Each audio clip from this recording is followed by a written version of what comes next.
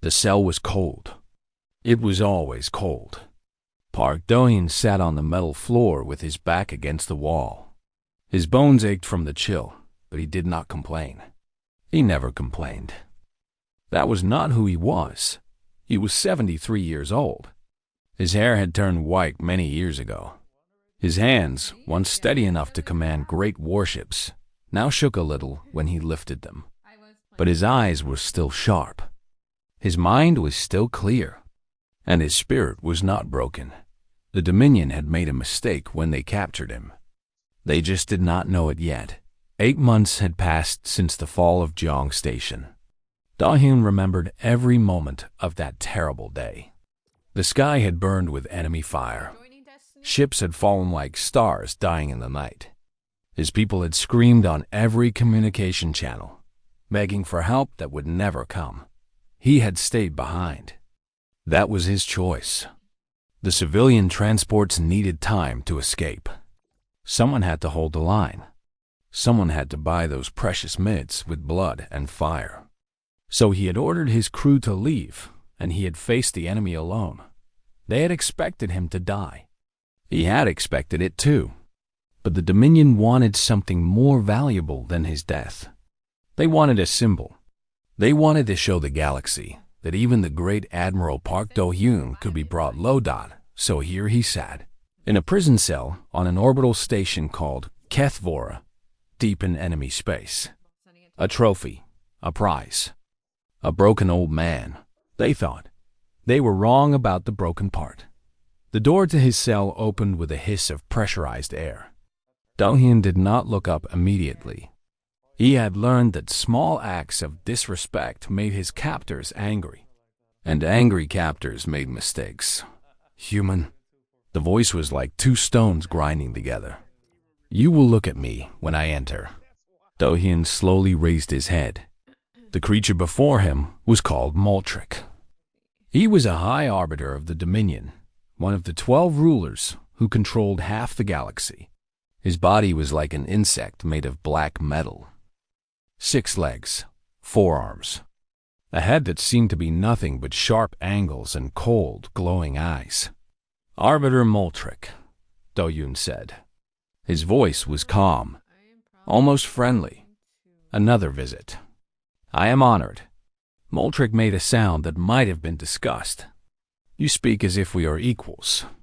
We are not. You are prey. I am the hunter, of course. Do-hyun nodded slowly. I am a prisoner. You are the one with the keys. How could I forget? The alien stepped closer. His legs clicked against the metal floor. Your species is finished, human. Earth has fallen silent. Your colonies burn. Your fleets are dust. In 3 days, you will be executed before the eyes of 10,000 worlds. The galaxy will see the end of humanity's arrogance. Do-hyun listened. He kept his face empty of emotion. Inside, his heart beat a little faster, but he did not let it show. You have nothing to say? Moltric asked. What would you like me to say? Beg. Plead for mercy. Show the weakness that all humans hide behind their false courage. Do-hyun thought about this for a moment. Then he smiled. It was a small smile, gentle and sad, like a grandfather looking at a child who did not understand something important. You have conquered 12 species, Do-hyun said. You have built an empire that stretches across the stars. You are very proud of this, as we should be. But you have never fought humans before. Not really. You attacked us when we were divided. You struck our worlds when our fleets were scattered. You caught us by surprise. Do-hyun paused. That is not the same as defeating us. Moltric's eyes glowed brighter. Your fleets are destroyed. Your people are dead or scattered. What else would you call it? I would call it a mistake. Do-hyun's voice was soft. You should have killed me quickly, Arbiter. You should have destroyed every human without mercy, without pause, without giving us time to think. But you did not. You wanted to savor your victory. You wanted to show off your prize. He leaned forward slightly. The chains on his wrists clinked. And now my people have had time. Time to hide. Time to plan. Time to remember why they should be angry. Moltrick was silent for a long moment. Then he laughed. It was an ugly sound, like metal scraping against metal. You are delusional, old man. There is no one left to save you. No ships, no soldiers. No hope. Perhaps, Dalyun agreed. Or perhaps you just cannot see them yet. The Arbiter turned away. At the door, he paused and looked back. Tomorrow, you will be allowed one final transmission. A chance to say goodbye to any humans who might still be alive. We will broadcast it across the galaxy. Your last words, for all to hear. That is very generous of you. It is a mercy you do not deserve. Use it well, human. It will be the last thing you ever do. The door closed. Do-hyun was alone again in the cold. But he was smiling. They wanted him to say goodbye. They wanted tears. They wanted despair. They wanted to show the galaxy that humanity was finished. They had no idea what they were about to unleash. The next day, guards came to his cell. They were tall creatures with gray skin and too many eyes.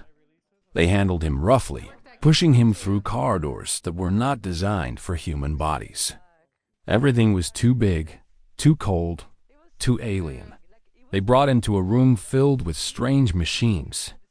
In the center was a platform with a single light shining down. Cameras surrounded it, ready to capture his final words for the entire galaxy. Moltrick was there, standing in the shadows. Speak, human, the Arbiter commanded. Say your farewell. Make your peace with death. Don stepped into the light. He stood straight despite the pain in his old bones. He looked directly into the cameras. For a moment, he said nothing. The silence stretched out. The Dominion officials shifted nervously.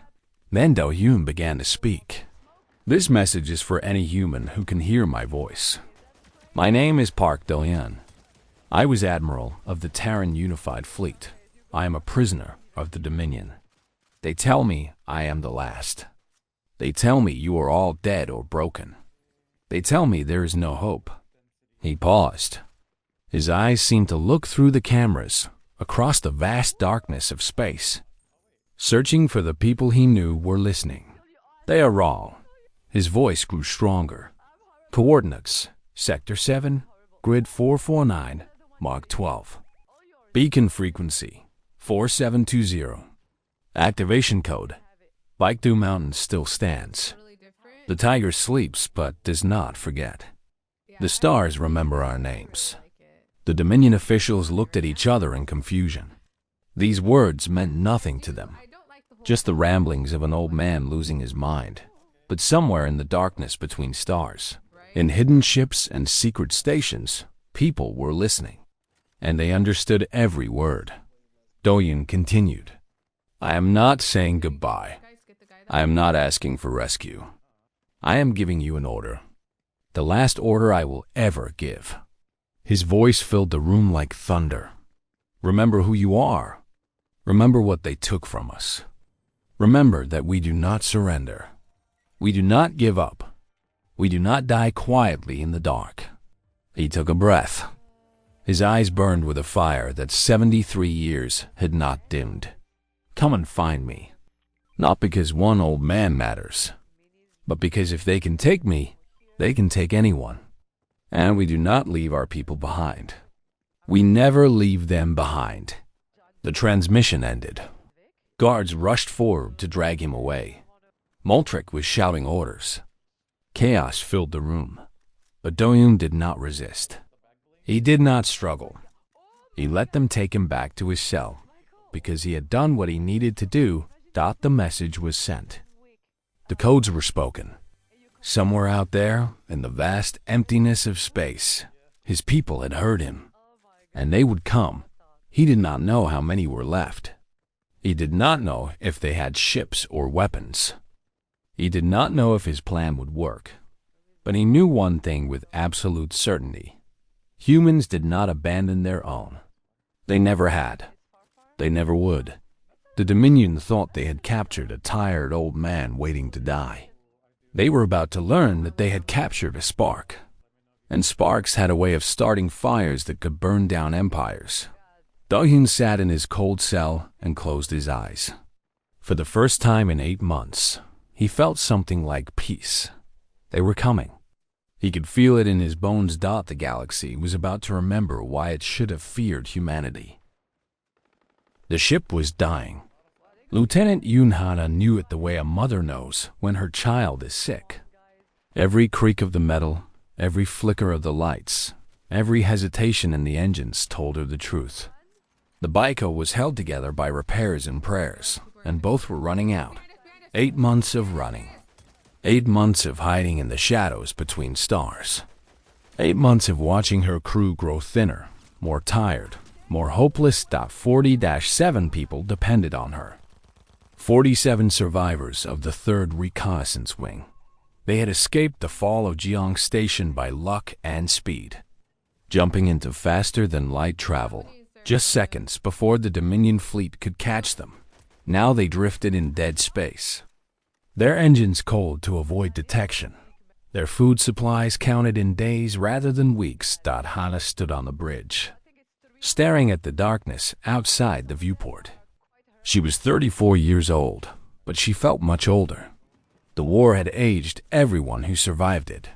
Lieutenant. The voice came from behind her. Chief Engineer Bae Sung-ho approached, his face covered in grease and worry.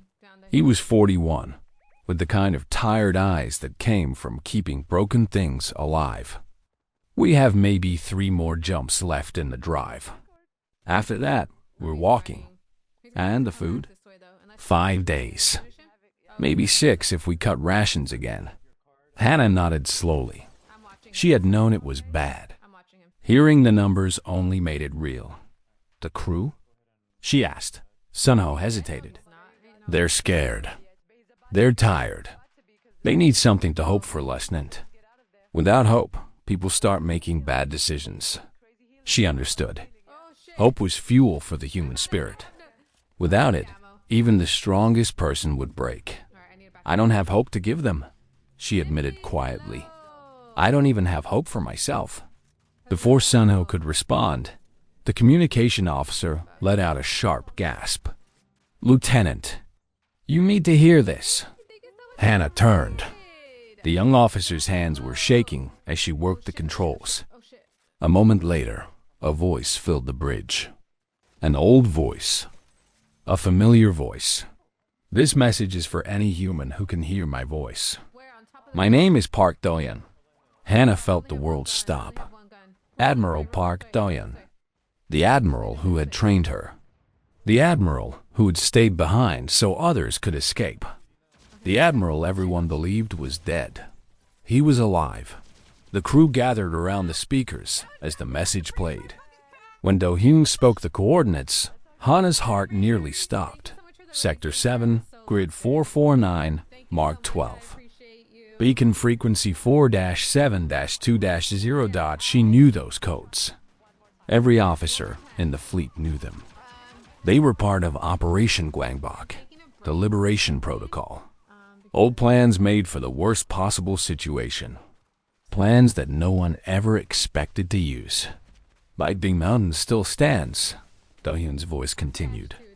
The tiger sleeps but does not forget. The stars remember our names. The activation phrases. This was not a goodbye message. This was a call to arms. Come and find me. The transmission ended. Silence filled the bridge. Every eye turned to Hannah.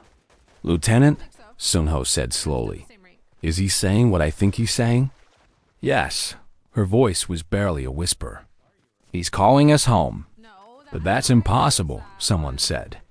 We don't have ships. We don't have weapons. We don't have anything. We have ourselves. Hannah's voice grew stronger. We have each other. And we have orders from our admiral. She moved to the navigation console. Her fingers found the coordinates and entered them. The computer calculated the distance. It was far. Very far, but possible. 3 jumps, she said. That's what we have. The rendezvous point is 2 jumps away. We can make it. And then what? The question came from a young soldier in the back. His face was pale with fear and exhaustion. We show up with 1 broken ship and 47 people? What can we do against the entire Dominion? Hannah turned to face her crew. She looked at each of them. These were her people. They had followed her through hell. They deserved the truth. I don't know what we'll find at the rendezvous. Maybe nothing. Maybe other survivors. Maybe a trap. But I know one thing for certain. She took a breath. The Admiral needs us. He stayed behind for us. He gave us time to escape. And now he's alone, waiting to die, hoping that someone heard his call. She stepped forward. I'm going to him. I'm going to bring him home or die trying. Because that's what humans do. We don't leave our people behind. The bridge was silent for a long moment. Then Soundho stepped forward. I'm with you, Lieutenant. One by one, others followed. The young soldier who had questioned her. The communication officer was shaking hands. Every single member of the bridge crew. Hannah felt something warm spread through her chest. Pride, love, hope. Maybe they would fail. Maybe they would all die in the cold darkness of space. But they would die together, fighting for something that mattered. Set course for the rendezvous point, she ordered, and start calculating how to squeeze an extra jump out of our engines. Sunho actually smiled. I'll figure something out. I always do. The Baiko hummed to life. It was still broken, still dying, but it moved forward, toward the coordinates that an old man had spoken across the stars. They were not alone. In a ruined station orbiting Titan, Sergeant Kang Jiwoo heard the same message. She was 29 years old, a combat medic who had survived the war by keeping others alive. Now she hid in the wreckage with 63 colonists, mostly children and elderly. When Doyin's voice spoke the activation codes, she felt tears run down her face. We're going, she told her people. We're going to help. We don't have weapons, an old woman said. We don't have soldiers. We have a ship, Jiwoo replied. It was a cargo transport, not meant for combat, but it could fly. And we have ourselves. That's enough. It has to be enough. In the depths of occupied space, Commander Imuna received the transmission on a hidden frequency. She led a guerrilla cell of 200 fighters, striking at Dominion supply lines and vanishing before retaliation could come. She was 38, with scars on her face and fire in her heart. The Admiral lives, she told her soldiers, and he's calling us to war. Our people cheered. They had been waiting for this. Fighting alone was brave, but fighting together was something else entirely. Pack everything, Yuna ordered. We're moving out. Every ship, every weapon, every person who can hold a gun.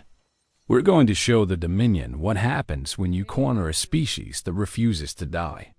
And in the cold space between systems, a crippled carrier called the Magangwa drifted in the darkness. Admiral Chomira stood on its bridge, listening to the same message that echoed across every hidden human outpost.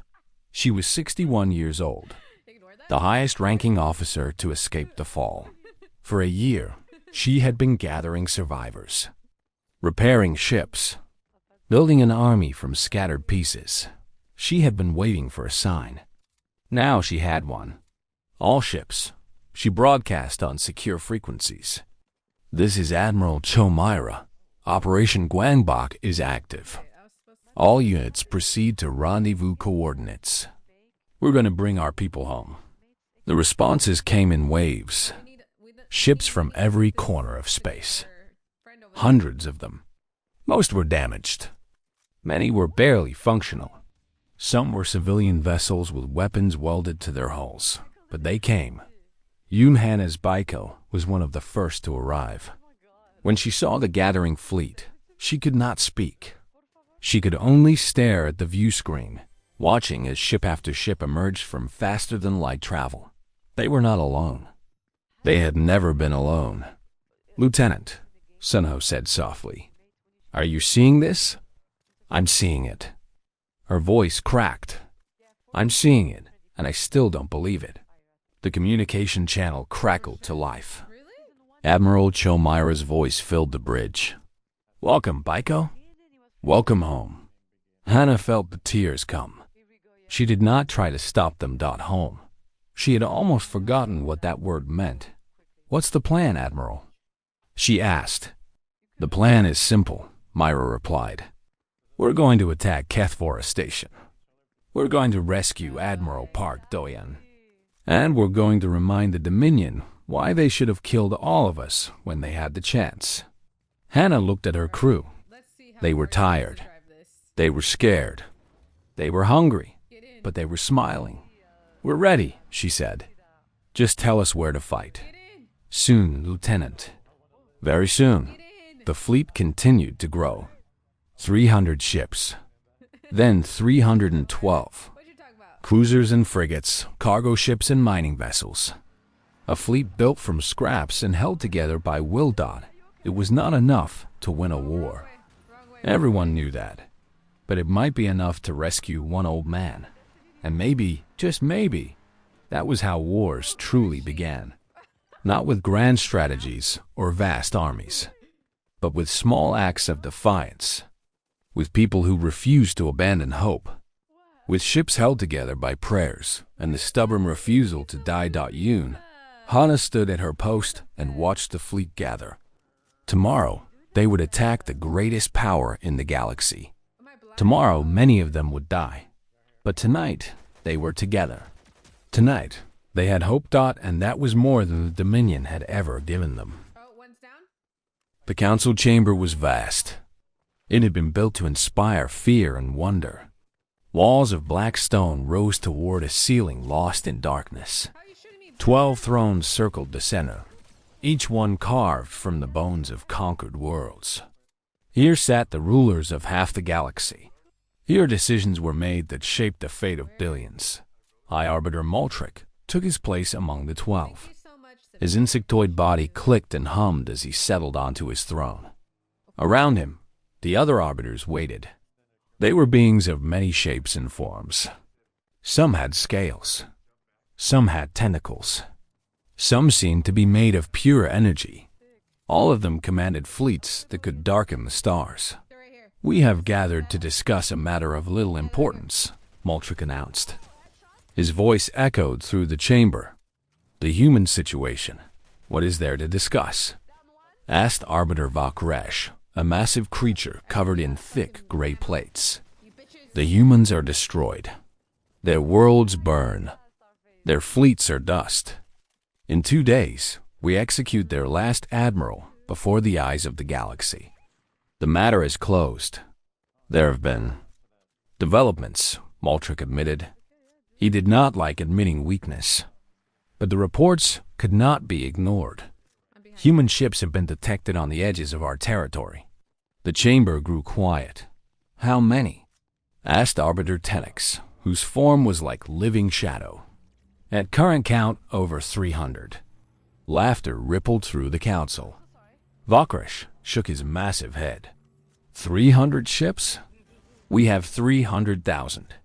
This is not a threat. This is barely a nuisance. They are gathering," Moltric continued, "moving toward our space.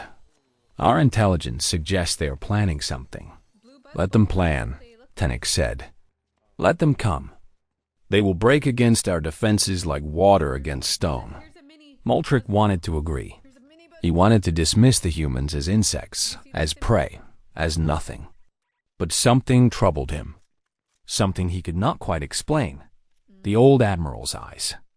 The way he had smiled in that cold cell. The words he had spoken. "You have never fought something that hates you." "We should not underestimate them," a quiet voice said. All eyes turned to the speaker. She was young for her position, barely 30 cycles old, by her species counting. Adjunct Vela served as an analyst and advisor. Her people had been conquered by the Dominion long ago, and she had risen through the ranks through intelligence rather than force. "Speak." "Adjunct," Moltrick commanded. Vela moved to the center of the chamber. She was small compared to the arbiters, her pale blue skin almost glowing in the dim light. Her 4 eyes blinked nervously, but her voice was steady. "I have been studying the humans since the war began," she said. "Their history, their tactics, their psychology. What I have found is concerning." "Concerning?" Valkresh laughed. "They are a young species, barely 1,000 years in space. They have no empire, no ancient knowledge, no great technology. What could possibly be concerning? Their response to defeat." Vela activated a display in the center of the chamber. Numbers and images floated in the air. Every species in the Dominion was conquered through overwhelming force. Once their fleets were destroyed and their worlds occupied, they submitted.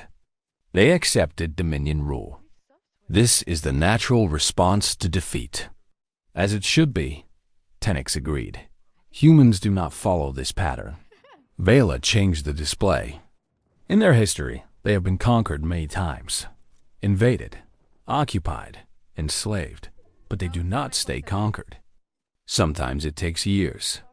Sometimes it takes generations. But eventually, they rise up.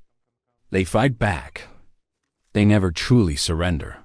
The chamber was silent now. The arbiters were listening. There is more.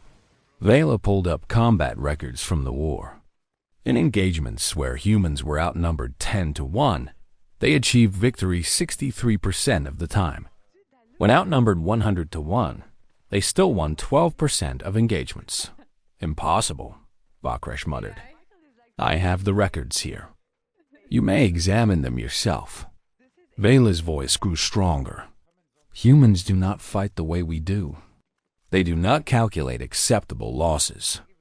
They calculate acceptable victories. Anything less than complete success is unacceptable to them.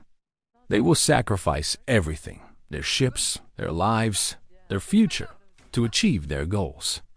Moltrick felt a chill run through his metal form. He had seen this. He had seen it in the old admiral's eyes. "What are you suggesting, Adjunct?" he asked. "I am suggesting that we have made a mistake." Vela looked around the chamber at the ancient, powerful beings who ruled the stars. "We thought the war was over. We thought humanity was broken. But humans are not broken. They are merely scattered.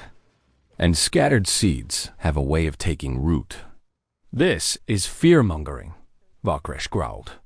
"The Adjunct is young. She does not understand the power of the Dominion. 300 ships cannot threaten us. 3,000 ships cannot threaten us." "Perhaps," Vela said. "But I ask you to consider this. The human fleet is gathering near Kethvora Station. They are not hiding. They want us to see them. Why would prey show itself to predators?" No one answered. "Because they are not prey," Vela continued. "They are hunters. And they have found what they are hunting." Moltrick understood. The old admiral. They were coming for him. "This is about one old man?" Tenix seemed amused. "They will throw away 300 ships for one prisoner?" "No." Moltrick's voice was cold. "They will throw away 300 ships for what that prisoner represents. He is a symbol, a flag for them to rally around. If they rescue him, it will prove that the Dominion can be defied, that we can be hurt, that we can be beaten." The chamber fell silent again. "Then we stop them," Vakresh said. "We destroy their fleet before it reaches Kethvora. Simple, clean, final." "I have already ordered additional forces to the station," Moltrick replied. 3 defensive fleets. Thousands of ships. The humans will never reach the surface." "Good." Tenix leaned back in his throne of shadows. "Then this matter is settled. Let them come. Let them die. The galaxy will see the price of defiance." The other arbiters murmured agreement. The meeting moved on to other matters. Trade disputes, border conflicts, the endless business of Empire. But Moltrick did not listen. His mind was elsewhere. After the council ended, he returned to Kethvora station. He went to the old admiral's cell. He needed to see for himself. He needed to understand. Park Do-hyun sat in the same position as before, waiting, patient, as if he had all the time in the world. "Your people are coming," Moltrick said. "We know about the fleet. We know about your signal. It was clever, I admit, but it changes nothing. They will die before they reach you." Do-hyun looked up. His old eyes were calm. "Perhaps. You sent them to their deaths. Do you understand that? 300 ships against our armada. It is suicide. Maybe."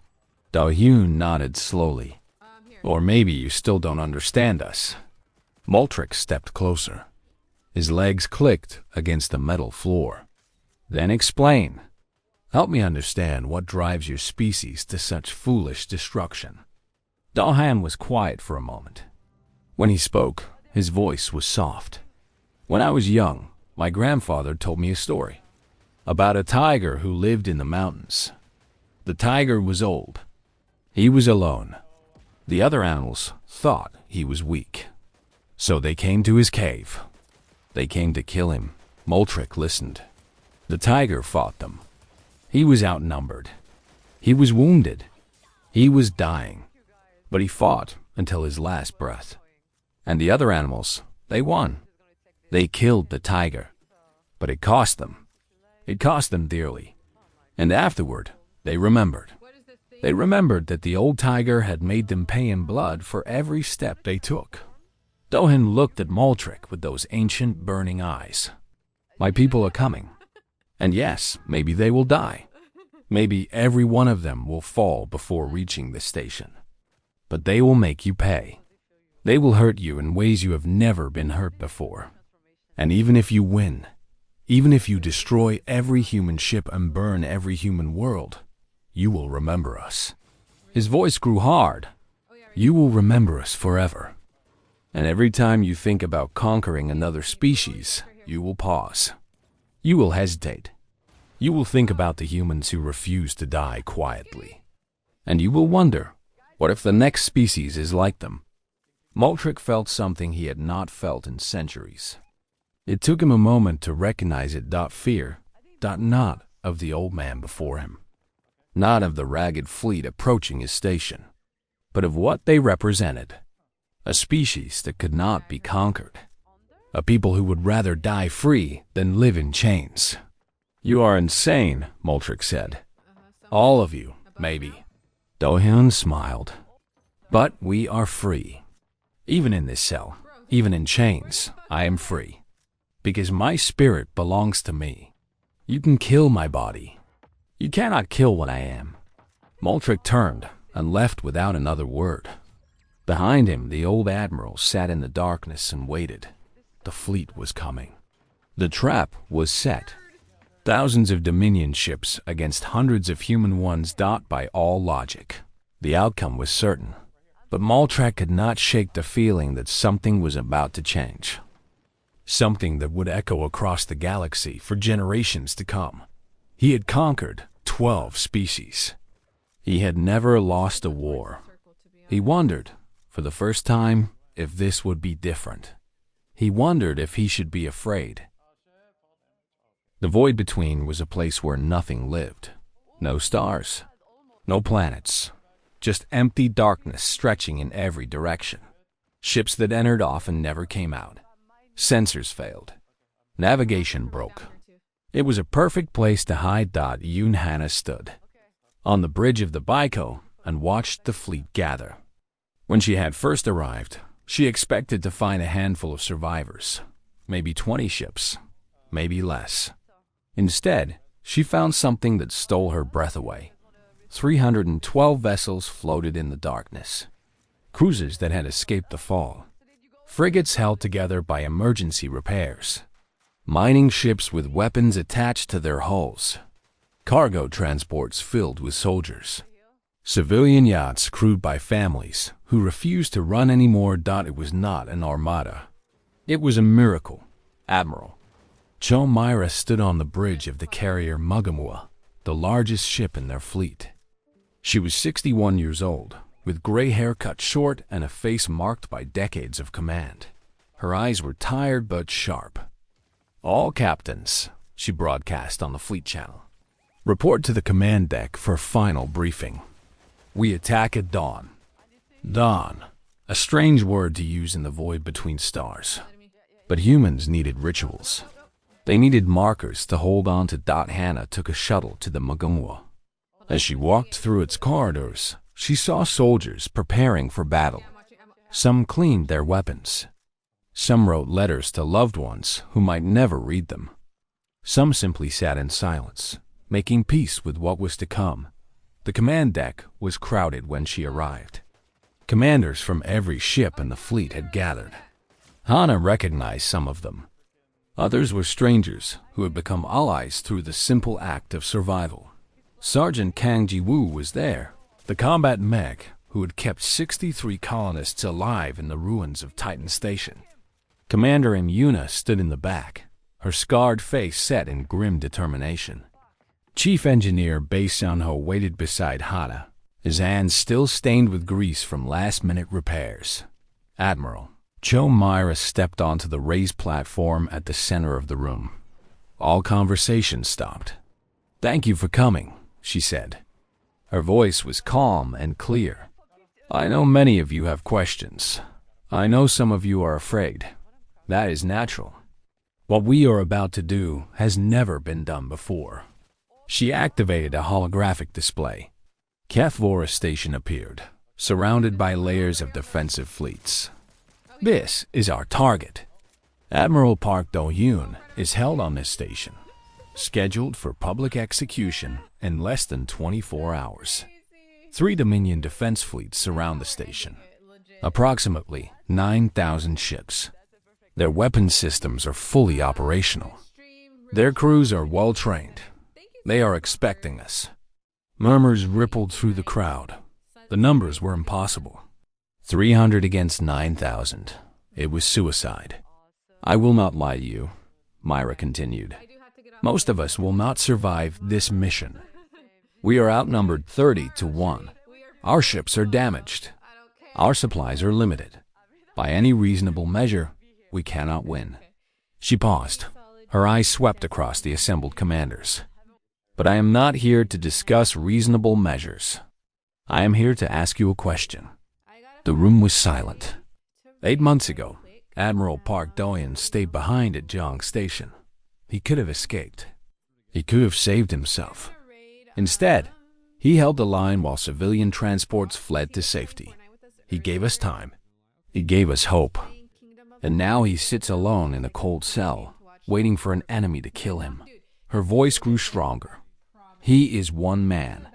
One old man who cannot fight, who cannot run, who can do nothing but wait. But he is ours. He's family. And we do not leave family behind." Hannah felt something tighten in her chest. Around her, other commanders nodded. Some wiped tears from their eyes. "I am not asking you to win a war," Myra said. "I am asking you to help me rescue one man. We hit hard. We hit fast. We break through their lines, extract the admiral, and run. Many of us will fall. But if even one ship makes it out with Do-yoon aboard, then we have won." She looked at the hologram, then back at her people. "We are not here to prove that humanity can defeat the Dominion.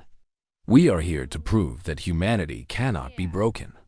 That no matter how far they scatter us, no matter how many they kill, we will always come for our own." The briefing continued. Plans were laid out. Attack vectors were assigned. Every captain received their role in the desperate dance they were about to perform. Hannah's Baiko would be part of the strike team. Small ships, fast ships, designed to slip through the chaos of battle and reach the station while the main fleet held the line. After the briefing, she found a quiet corner of the observation deck. Stars were invisible in the void between, But she stared at the darkness anyway. Tomorrow she would likely die. It should have terrified her. Instead, she felt at peace. Footsteps approached. Sunho settled beside her, 2 cups of something warm in his hands. "Coffee," he said. "Last of our supply." Seemed like a good time to use it. She took the cup gratefully. The warmth spread through her fingers. "Are you scared?" she asked, terrified. He almost laughed. "Every time I close my eyes, I see the numbers. 9,000 ships. We don't stand a chance." "Then why are you here?" Sunho was quiet for a long moment. When he spoke, his voice was soft. "Because the Admiral is here. Because my crew is here.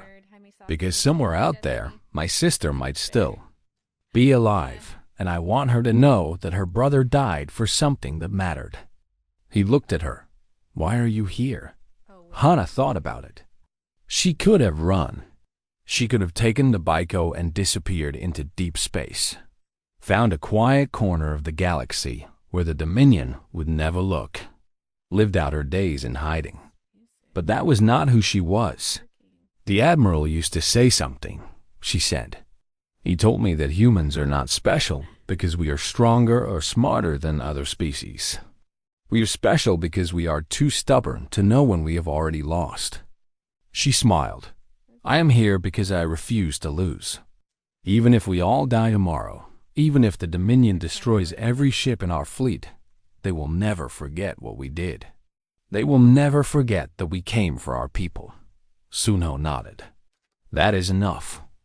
That has to be enough." They sat in silence, drinking the last of the coffee, watching the endless dark. Around them, the fleet prepared. Soldiers said goodbye to friends. Engineers made final adjustments to weapons. Pilots ran simulations over and over, trying to find any advantage. And in the medical bay, Sergeant Jiwoo gathered her team. "Tomorrow, people are going to die," she said. "Our job is to save as many as we can. We are not soldiers. We do not carry guns. But we are just as important as anyone on the front line. Every life we save is a victory. Every person we bring home is a defeat for the Dominion." Her team nodded. They were young, most of them. Too young for war. But war had found them anyway. "Remember," Jiwoo continued, "we are not just fighting for today. We are fighting for everyone who comes after. The children who will grow up knowing that humanity never surrendered. The colonies that will rebuild. The future that the Dominion tried to steal from us." She placed her hand over her heart. "For every life we save, that future becomes more possible. So tomorrow, when the battle begins, do not think about dying. Think about living. Think about all the people counting on us to bring them home."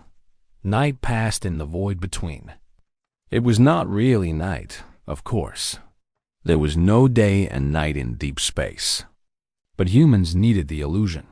They needed to feel the rhythm of time. As dawn approached, the fleet came to life. Engines hummed. Weapons powered up. Communication channels buzzed with final messages. Admiral Chomira stood on the bridge of the Maganga and looked at the ship display. 312 points of light, each one representing a vessel and its crew. Thousands of lives about to throw themselves against impossible odds. She pressed the broadcast button. "All ships," she said. "This is Admiral Chomira. Our target is Kethvora Station. Our mission is rescue. Our enemy is the greatest power in the galaxy." She paused. "I will not insult you with false hope. The numbers are against us. The odds are against us. By every calculation, we should lose." Her voice hardened. "But calculations do not account for the human spirit. They do not measure love. They do not quantify the rage of a people who have been pushed to the edge and refuse to fall. Today, we show the Dominion something they have never seen. Today, we show them what happens when you try to break something that refuses to be broken." She raised her hand. "All ships, prepare for jump. On my mark, we strike." 312 ships oriented themselves toward the same distant point in space. 312 crews held their breath. Mark. The fleet vanished into vows, faster than light travel, leaving the void between empty once more. They were coming, and the galaxy would never be the same. The execution was broadcast to 10,000 worlds.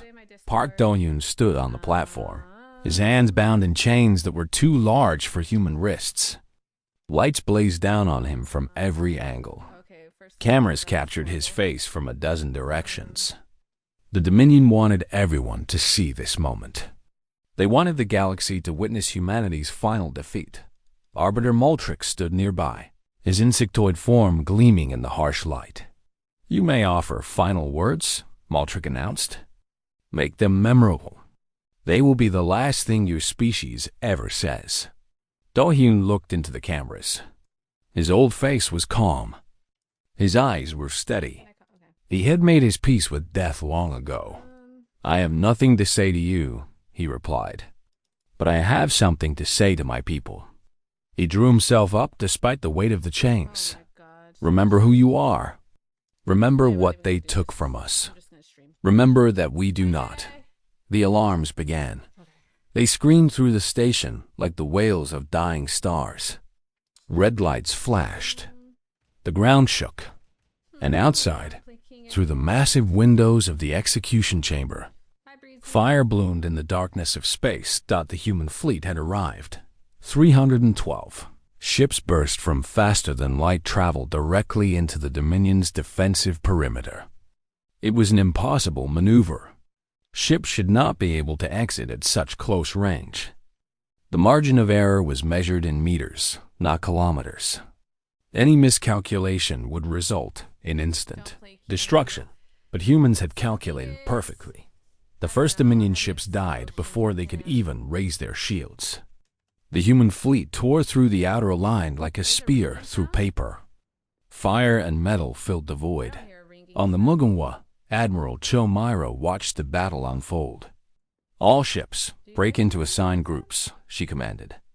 "Strike teams. Begin your approach. Main fleet, hold the line." The formation split. The largest ships moved to engage the Dominion forces, drawing their attention and their fire. Smaller vessels dove toward the station, weaving through the chaos. The Baiko was among them. Lieutenant Yoon Hana gripped her command chair as the ship shook from nearby explosions.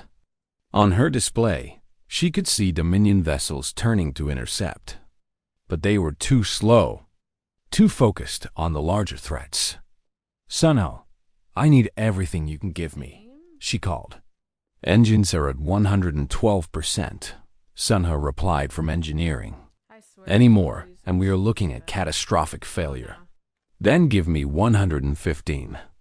We only need to last a few more minutes." The Baiko screamed toward the station. Around her, other strike ships followed. Some fell to enemy fire. Bright points of light that flared and died in the darkness, but enough made it through. "Breaching team, prepare for insertion," Hana ordered. "We hit the station hard and fast. Find the Admiral. Get him out. No delays. No distractions." The ship slammed against the station's hull. Magnetic locks engaged. Cutting torches roared to life. Then they were inside. The station's corridors were chaos. Alarms screamed. Emergency lights cast everything in red. Dominion soldiers rushed to defensive positions, but they were designed for beings twice the size of humans. The humans moved faster, fought harder, slipped through gaps that should have been impossible. Hana led her team through the metal maze. She had memorized the station's layout from intelligence reports. Left turn, right turn, down a level, past a security checkpoint where 3 of her soldiers felt buying time for the others. Sergeant Jiwoo was with them, her medical kit ready. Every time a soldier went down, she was there, patching wounds, injecting stimulants, keeping people alive through sheer force of will. "Admiral Cell is ahead," Hana called. Through that door. The door was reinforced. meant to withstand assault. But Chief Engineer Sunho had given them something special. Hana placed the device against the metal and stepped back. The explosion tore the door from its hinges. Inside the cell, Park Do-hyun was waiting. He looked thinner than she remembered, older. But when he saw them, when he saw the familiar uniforms and determined faces, something shifted in his expression. "Lieutenant Yoon," he said.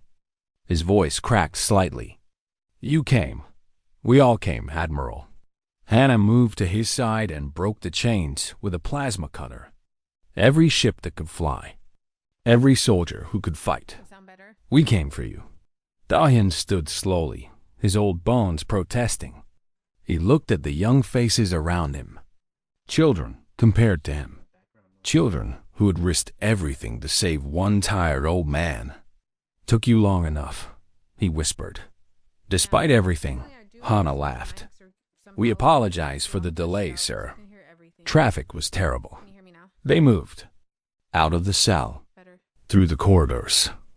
Ji-woo supported Do-hyun when his legs faltered. Soldiers covered every angle, fighting off the Dominion forces that tried to stop them. Outside, the battle raged.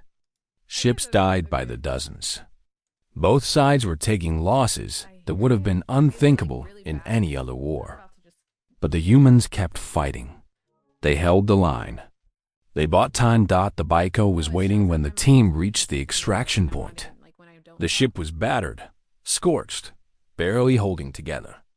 But it could still fly. Hana pushed Do-hyun toward the airlock. "Get him aboard. Go." "What about you?" Ji-woo asked. "Someone needs to cover the retreat." Hana raised her weapon. "I'll be right behind you." There was no time to argue. The team boarded the ship. Sunho fired the engines. The Baiko pulled away from the station and dove back into the battle. Hana fought. Alone at first, then joined by other soldiers who had been cut off from their teams. They held the corridor. They held it until their ammunition ran out, until their weapons failed, until there was nothing left but fists and will. Then, just when she thought it was over, a hand grabbed her shoulder. "Time to go." "Lieutenant." It was Commander Imuna, her guerrilla cell at her back. They had breached from a different section, fighting their way to provide support. Together, they ran. Through fire and smoke. Through collapsing corridors. To a secondary extraction point where a damaged shuttle waited. They made it. Barely. The shuttle launched just as the station's security forces arrived. Behind them, Kathvora burned. On the Muganhwa, Admiral Cho Myra watched the surviving ships rally around her carrier. They had lost so many. More than half the fleet was gone. But they had the Admiral. They had completed their mission. All ships, she broadcast on every frequency, Dominion and human alike. "This is Admiral Cho Myra of the Terran Unified Fleet." The battle paused. Even the Dominion vessels hesitated, waiting to hear what she would say. "You have our people. You destroyed our homes. You thought you broke us. You were wrong." Her voice filled the void. "Here is our ultimatum. Release every human prisoner in Dominion space. Withdraw from our colonies. Recognize our right to exist." She paused.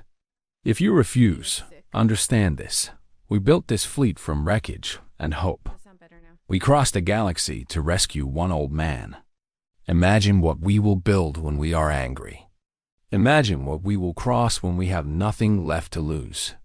The silence stretched across the stars. "You have 30 cycles to respond. Use them wisely." The transmission ended.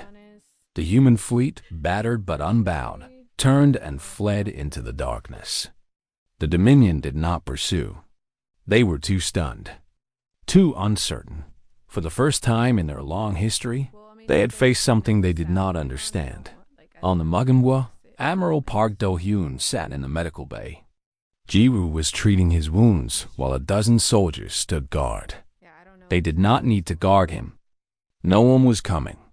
But they would not leave his side. Hana entered, her own wounds hastily bandaged. She was exhausted. She had lost friends today, but she was alive. "Admiral," she said, "we made it." Do-hyun looked up. His old eyes were filled with tears he could not longer hold back. "You came for me," he said. "All of you. You came." "Of course we did." Hannah knelt beside him. "You taught us, Admiral. You taught us that we never leave our people behind. Did you think we would forget?" He reached out and placed his weathered hand on hers. "I hoped," he whispered. "That is what humans do, Lieutenant. We hope, and then we make it true." Outside the viewport, the stars wheeled slowly past. The fleet limped towards safety, carrying its wounded and its dead, but also carrying something else. Hope. In the Dominion High Council, Arbiter Moltrek faced the fury of his peers. The humans had made fools of them, had proven that the Dominion could be defied, could be hurt. Adjunct Vela stood in the corner, saying nothing. But in her eyes, there was something new. Respect. The galaxy was changing. Everyone could feel it. The Dominion would respond to the ultimatum. Perhaps with war, perhaps with negotiation, perhaps with something no one expected. But one thing was certain. They would never forget this day. They would never forget the species that refused to die. The ships that attacked impossible odds. The old man who smiled in chains because he knew his people would come for him. Humanity had announced itself to the stars. Not with conquest, not with strength, but with something far more dangerous. Love. The love of family that crossed light years. The love of comrades who died for each other. The love of an old admiral who gave everything so others could live. And the love of those who gave everything to bring him home. The Dominion ruled through fear. They had never faced an enemy driven by love. They did not know how to fight it. And in the darkness between stars, as the human fleet disappeared into the void, Admiral Park Do-hyun closed his eyes and smiled. They had come for him. His people. His children. Humanity was not finished. Humanity was just getting started.